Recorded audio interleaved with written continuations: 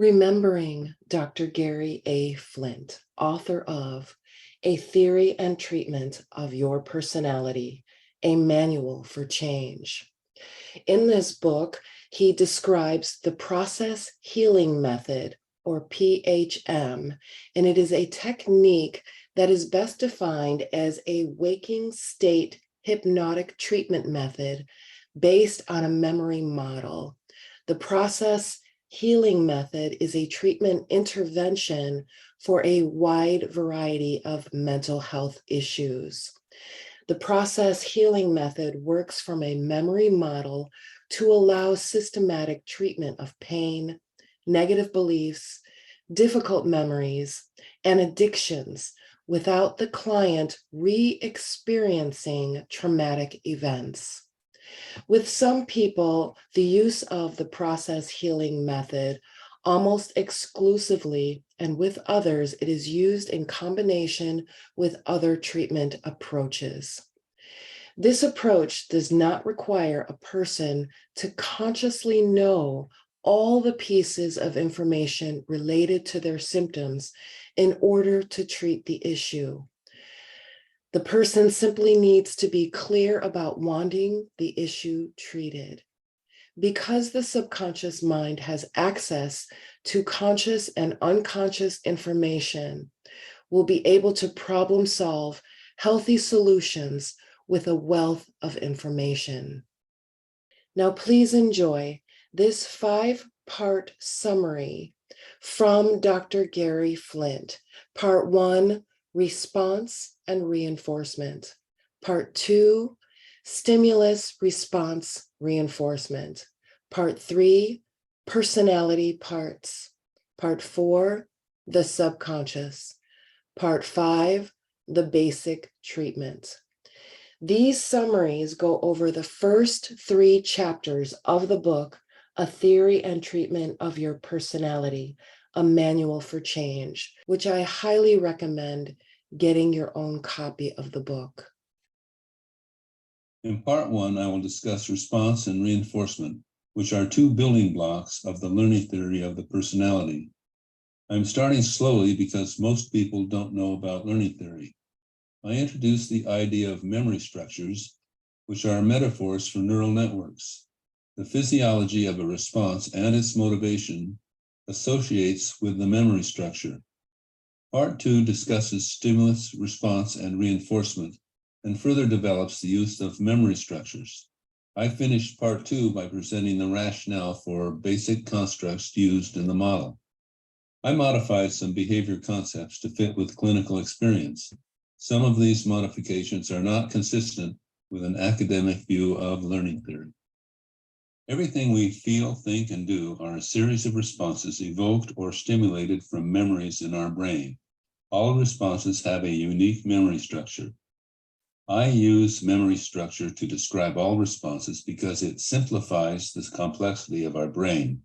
I define a memory structure as a neural network or a complexion of neural networks.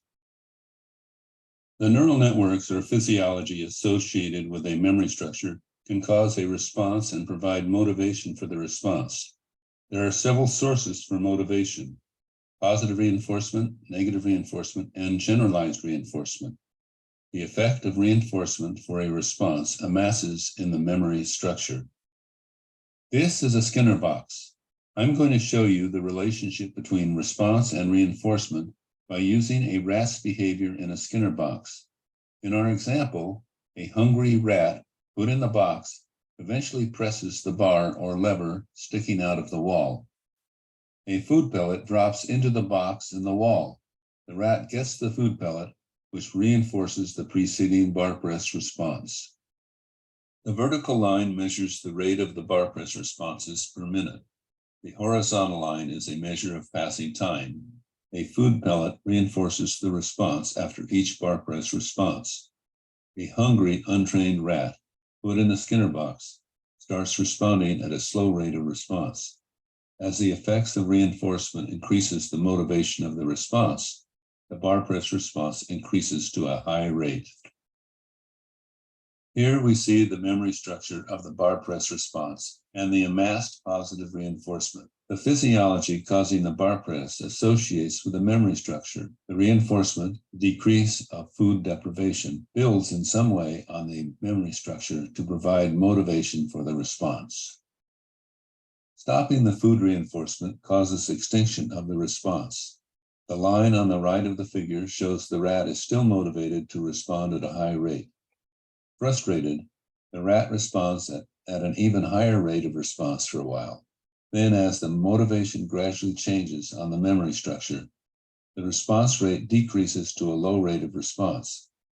I believe that it is the neutral feeling of the Skinner box, without food, that associates with the memory structure, thereby replacing the effects of food reinforcement.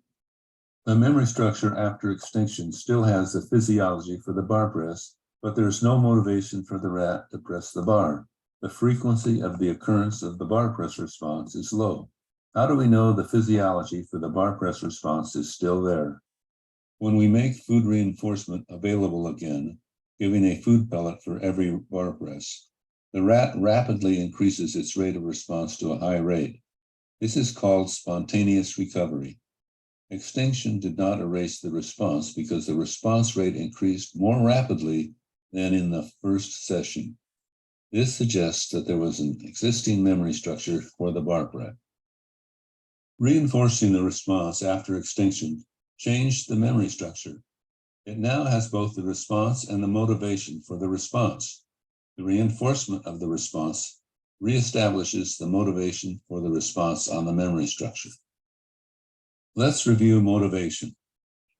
Positive reinforcement is any response that causes a decrease of the basic need for food, water, shelter, clothing, or positive social contact. We carry dog treats to reinforce our dog's good behavior. Negative reinforcement occurs when the removal of a threat or painful experience follows the response. Here is an example. A naive rat is put in the Skinner box and given a small continuous shock. The rat presses the bar and the shock goes off for 20 seconds. The offset of the shock reinforces the bar press. Money is the best example of a generalized reinforcer. Money has previously been associated with positive and negative reinforcement. Punishment occurs when the targeted response causes a painful outcome. The response no longer occurs and appears suppressed. Jail time following a crime suppresses the criminal response. The shaping of behavior occurs when you reinforce responses similar to the goal behavior until achieving the goal behavior. This shows that a response associated with the memory structure is not fixed but can be changed. Here are some examples. When all students agree to attend to the teacher when he approaches the corner of the room, in time the teacher will lecture from the corner of the room. Another example is when you put a naive rat into the Skinner box. The rat gradually starts pressing the bar at a higher rate. This is the shaping of the bar press response. Dissociation is a process that makes active conscious memories unconscious. A dissociated active response is not conscious, but is an active response in the unconscious. Dissociation is an active process that associates with a conscious response to make it unconscious. I believe that dissociation is a developmental process learned to move irrelevant or unuseful conscious memories to the unconscious. Here is an example. When you drive 20 minutes and don't remember driving the car, the active driving behaviors were unconscious. Your conscious mind attended to something else. Here's another example. A skilled high jumper works hours to learn the fine points of making the jump. When he jumps in competition, he's not thinking of the fine points. He is doing them, and they are working in the unconscious. Dissociation is a natural process that we use daily in our lives. We're starting to get ready to build a model of the personality. These ellipses are constructs that are convenient to represent the unconscious and conscious active memories. They make it easier to think about unconscious and conscious active memories. Here we are putting the active memories in the two ellipses together in one ellipse. I call this the active experience because this construct represents all active memories. To remove confusion, I put the dissociation process down the middle as a supposed barrier between active unconscious and conscious memories. Don't forget dormant memories. We have been behaving from shortly before birth until now. We have millions of unique memories that have recorded our experience and our behavior. Dormant memories are not active and not involved in creating behavior. It is an important idea used in therapy. Here we are. What is behavior? Behavior is a sequence of memory structures that, when activated, create responses that cause the behavior. All responses have unique memory structures. Responses are created in the active experience from active conscious and unconscious memories. A collage forms to make the response that will give the person more happiness and less pain. Note that all people and personality parts want more happiness and less pain. This is a useful truism in therapy.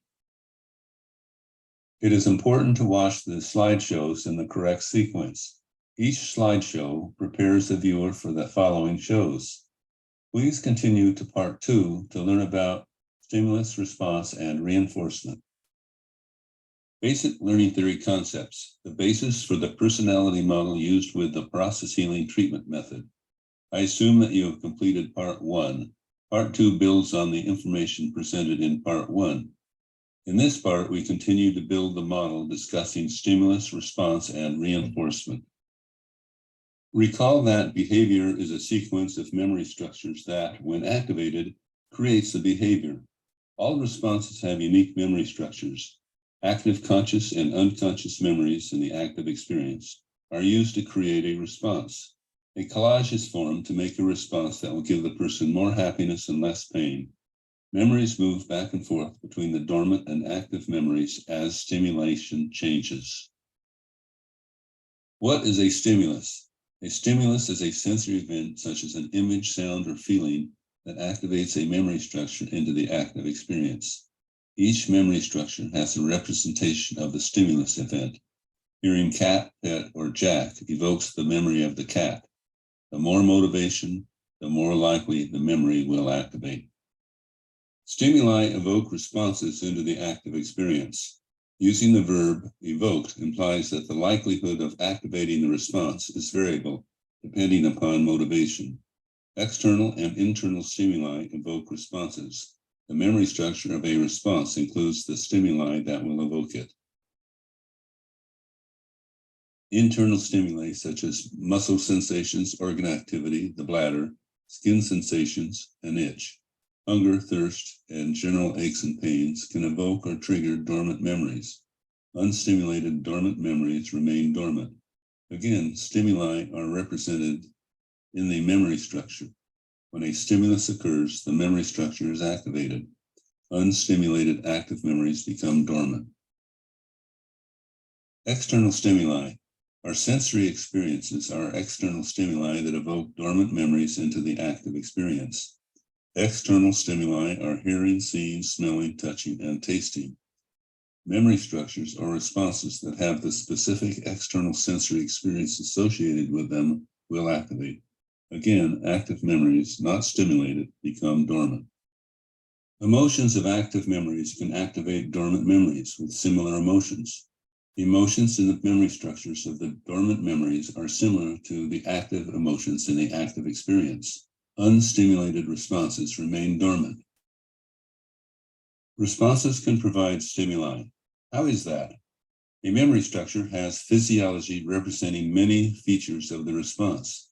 These features of the response can serve as stimuli to evoke other responses into the active experience. Responding to a girl with different qualities will evoke memories and thoughts about that girl and other girls. Let's look at stimuli and the active experience. Both active internal and external stimuli and active responses and emotions serve to evoke dormant memories or responses with similar qualities into the active experience. Other unstimulated active responses become dormant. How are we protected from response overload? Just like the dissociative process, there is another developmental process that serves as a gatekeeper for admitting responses into the active experience. This is the associative process. The red line around the active experience represents this. Normally, when we see a pencil, we don't think of a hot dog or a nail, although they have similar stimuli. The associative process prevents it. When a person's dissociative and associative processes are not working together, they have difficulty focusing. People with damaged associative processes can have personality disorders like loose associations. Why are stimuli important? Stimuli trigger trauma or painful emotions. Treatment only occurs in the active experience with active memories. Therapists create strategies or interventions to trigger or activate the memory of the target issue. Here are some examples. When you say a statement opposite to the target belief, it triggers all memories associated with the target belief. Or think of the trauma that's bothering you. The trauma will activate in your conscious or unconscious mind. When you see your abuser, you can have traumatic intrusions activate in your conscious or unconscious mind. The autobiographical memory consists of all memories that were learned after we developed our sensory experiences. It runs from shortly before birth till now. It is a record of our experience. The behavior of the main personality is obtained from the autobiographical memory. Initially, I believed that there was a basic neurostructure that constructed a collage from the active experience to create a response. Now I believe that the creation process is caused by a property of the universe that maintains continuity between living and inert objects. While this assumption is not important for this model of the personality, it is important in my theory of spiritual reality. Examples of triggering a response. When were you born? What is your birth date? What was the last school you attended? What catches your eye when you're in the mall? Do you remember a big toilet accident? These questions triggered dormant responses or answers from your autobiographical memory into our conscious main personality. What did you learn? You learned about dormant memories, the active experience, and that memories move back and forth between dormant and active memories. You also learned that a response is a collage assembled in the active experience, and that the main personality is created from the autobiographical memory. You learned what stimulates memories, and that stimuli are important in therapy.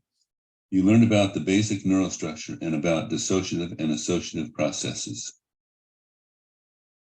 This is the end of part 2. In this part, you learned about stimulus, response, and reinforcement. If you've understood everything, go on to part 3. Otherwise, replay part 2 to pick up what you may have missed. Part 3 presents a model to describe the creation of dramatic personality parts.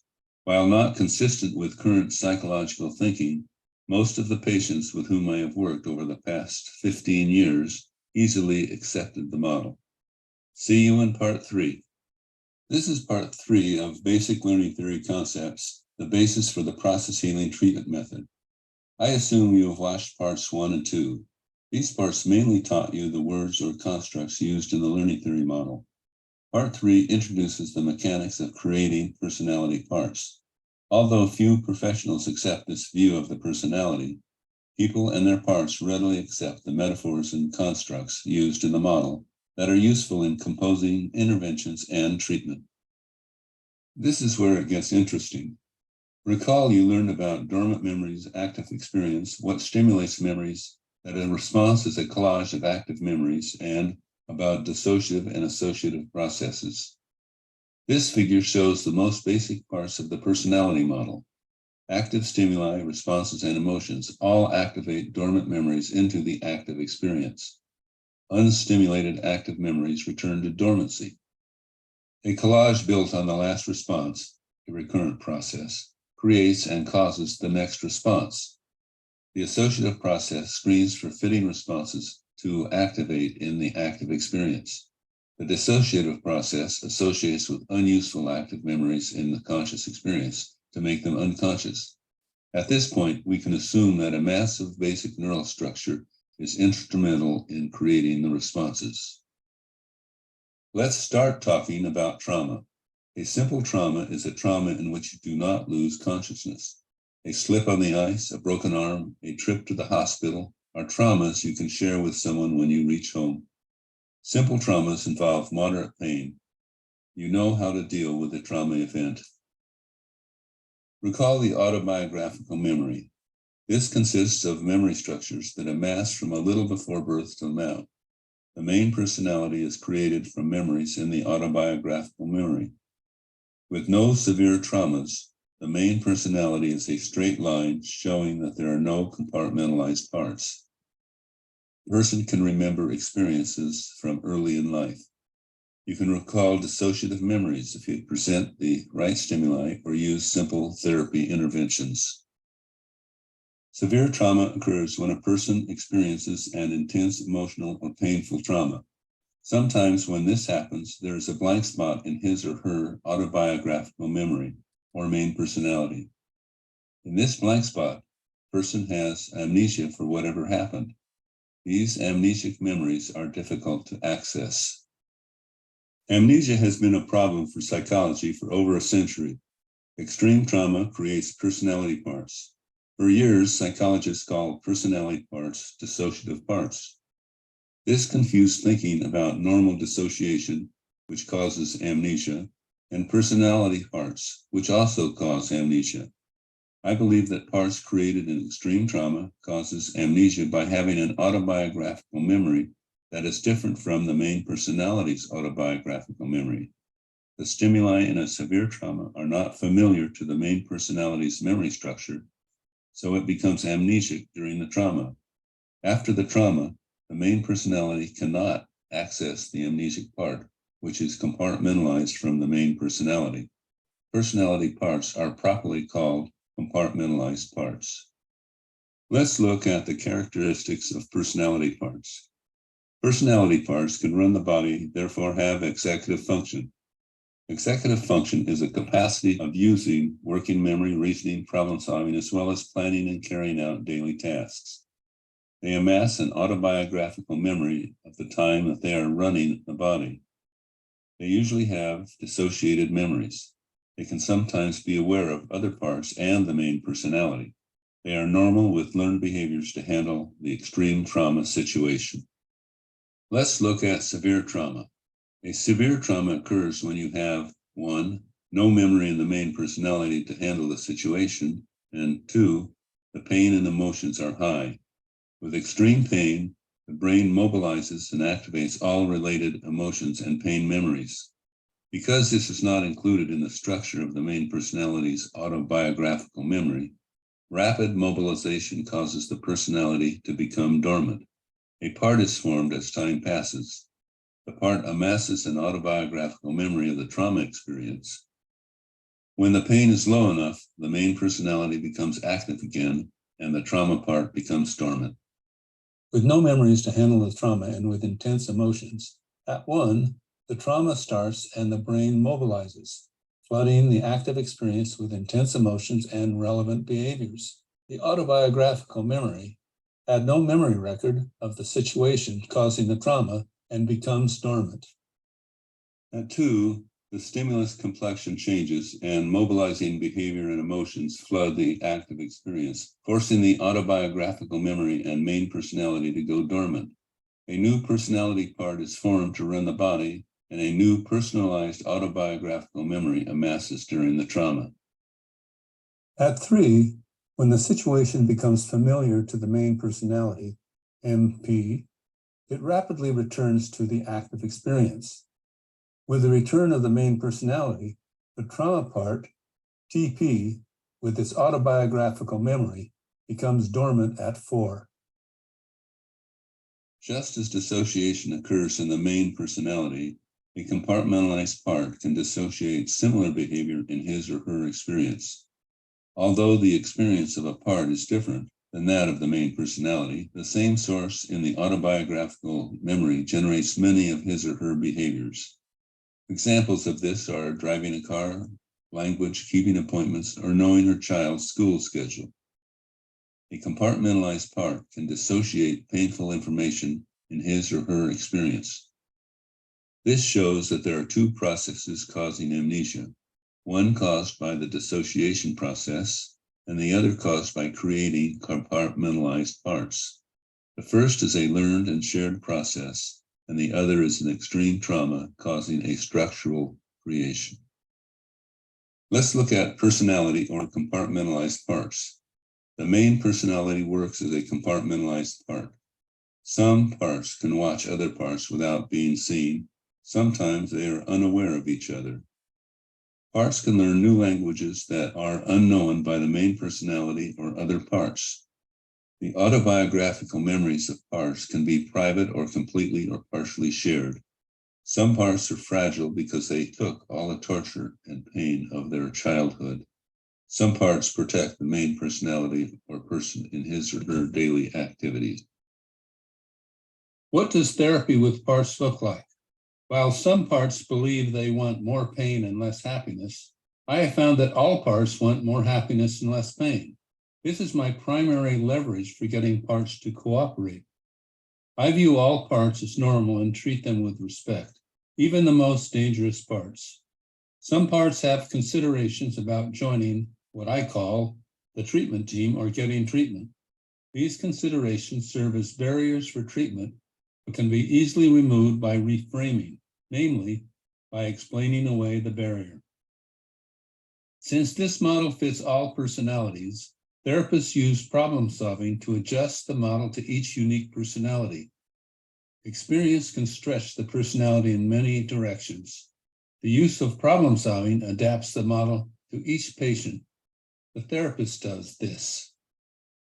This is the end of part 3, in which we talked about simple and extreme trauma, creating compartmentalized parts, their characteristics, and some problems that may arise when treating them. In part 4, I will describe how I learned about the subconscious and began to incorporate the capabilities of the subconscious into my treatment activities. You will learn how the subconscious can be an ally in treatment and greatly speed up therapy while giving complete respect to the patient. Thank you for watching this. This is part 4 of Basic Learning Theory Concepts, which are the basis for the process healing treatment method. In this part, I'm going to give you a description of my discoveries made about the subconscious. It felt like I was being led to gain a better understanding of the subconscious and what its capabilities were. I learned from many patients whose subconsciouses taught me what I needed to know. The subconscious is the most significant aspect of the process healing method. In part 3, you learned about the main personality, the autobiographical memory, and creating compartmentalized parts.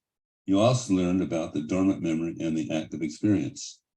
Treatment involves dormant memories and the active experience. Most treatment interventions target problematic beliefs, memories, and parts without knowing where the treatment takes place. The subconscious is the last key to the process healing method. Here I explain how the subconscious developed. The subconscious is a part of us that started at conception.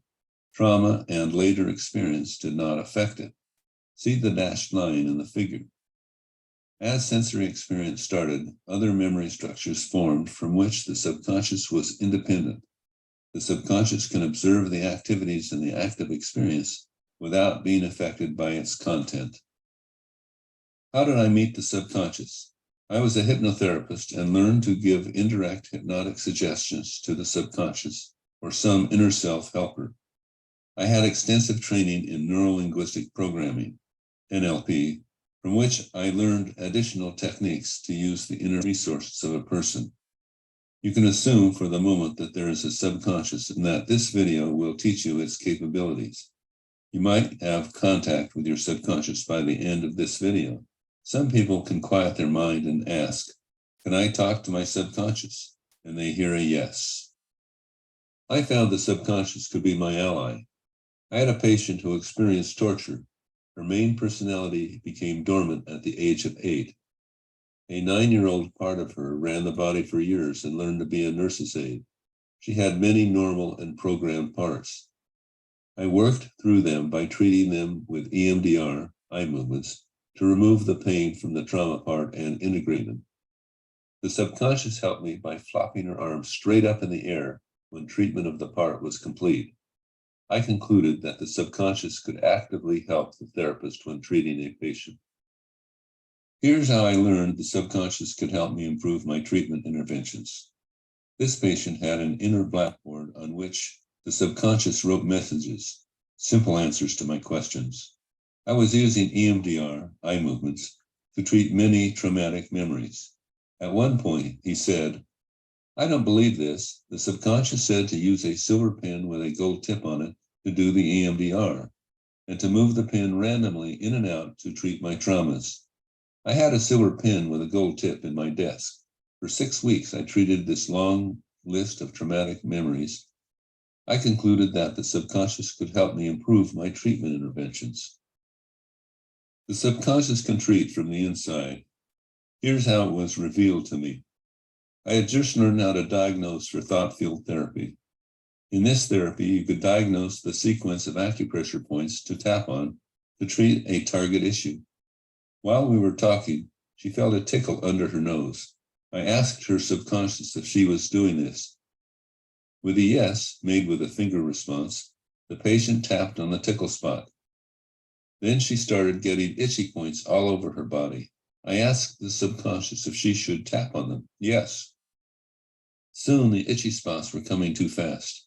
I asked the subconscious if she could do the tapping on the inside. Yes. The issue was treated. From this, I concluded that the subconscious could do treatment interventions of painful memories. I initially taught the subconscious to treat with EFT, demonstrating the treatment method to the patient and the subconscious. Later, while in a park, a friend had a nasty part take over his body. I created a metaphor to teach the subconscious a treatment method, and he treated the part. Here's how I did it. I was sitting next to a soccer field and told the subconscious to imagine gopher holes, mounds of dirt, appearing in the soccer field when the part activated. He could take a feather and smooth out the gopher holes, thereby treating the part. It has worked for 20 years. I was working with a patient who had many parts put in by systematic torture. Every week, I asked her subconscious if she finished treating all the parts. She always said yes. For a year, I asked this question, and in the following session, I found other active parts to treat. I concluded that the subconscious could only see and treat active memories. The subconscious cannot see dormant memories. The finding that the subconscious could help me improve my treatment skills excited me. I was working with the subconscious of a torture survivor and asked the subconscious if she could enter the body and talk to me. She could. I talked with her and asked many questions about the structure of the personality and about her programming. Prior to the session, she could use features of problem memories to trigger the experiences causing them. After the session, I discovered that she was not as perceptive of memories in the active experience. What could I do about this? I decided that I would try to use EMDR with the subconscious. I had her look out her eyes while I did the intervention. I found that this worked to remove emotions she acquired when she was active in the body. She was again able to perceive in the active experience. She could use features of the problem memories to trigger the experience that caused them. Years later, I had a patient whose previous therapist had talked with her subconscious. Again, I used EMDR to treat the subconscious and successfully remove the barriers to her perception. Here is what I concluded about the subconscious. 1, the subconscious can only treat active memories and cannot see dormant memories. He or she could, however, use features of the problem issue to trigger the dormant trauma that caused them. 2, the subconscious can serve as a treatment ally when problem solving. 3, the subconscious can improve treatment strategies. 4, the subconscious can learn treatment interventions. Patients experience each of the interventions, EFT, TAT, and EMDR, differently when they are in progress. And 5, with problem solving, I usually contact the subconscious in the initial 90-minute session. As hard as it may be for some viewers to accept, the subconscious does all the treatment in this healing method. The advantage of this is that the treatment is well planned, safe, painless to the patient, and most importantly, it is a process the patient owns. The patient can use it to treat small issues and, with some patients, to treat compartmentalized parts. Therefore, it fully empowers the patient in his or her treatment. When the patient feels the active processing in their brain and notices the pain of a sample issue gradually decreasing to ho-hum, the result sells the patient on the treatment method. This is the end of part 4. It is important for you to understand fully the power of the subconscious.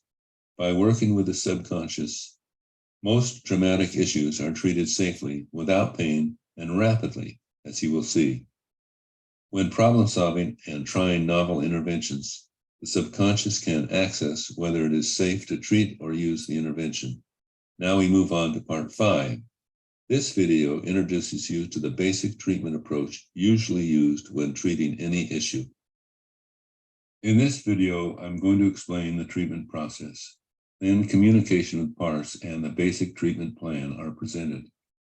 After a review of the treatment method, I explain how the subconscious treats the trauma over the duration of the trauma. The pain intensity treated and a pause between treatments are two variables used in the treatment plan for each part. I explain the integration of parts and the safeguards of treating fragile parts. I describe how to contact the subconscious and to problem solve to deal with barriers for communication with treatment. This is all described in Chapter 3 of A Theory and Treatment of Your Personality, which you can download from www.garryaflint.com, my blog site. The advantages for the main personality getting treatment are that he or she will get more happiness and have less pain. The main personality will also no longer experience intrusions, have any lost time, or dissociate important information.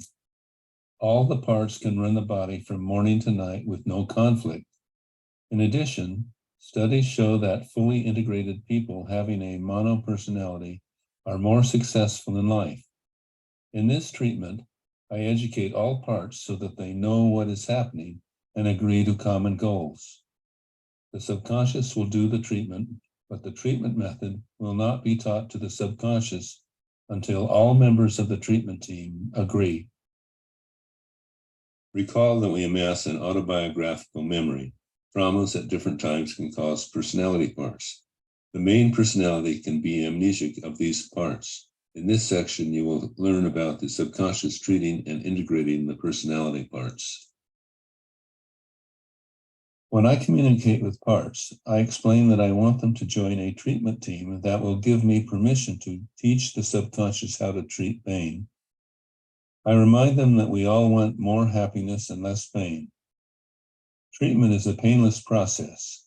I don't need to hear their trauma history, but will listen if they want to share. Members of the treatment team want treatment, want to have their positive self-empowering behaviors strengthened with positive emotions, and want to integrate with the main personality. They agree to work in consensus when setting treatment parameters for each part on the treatment team. This is an educational process to convince the parts to join the treatment team. The subconscious treats the pain a little bit at a time. I offer more safeguards so the parts do not flood the main personality or feel pain. After integration, they can run the body full time with no conflict and get more happiness and less pain.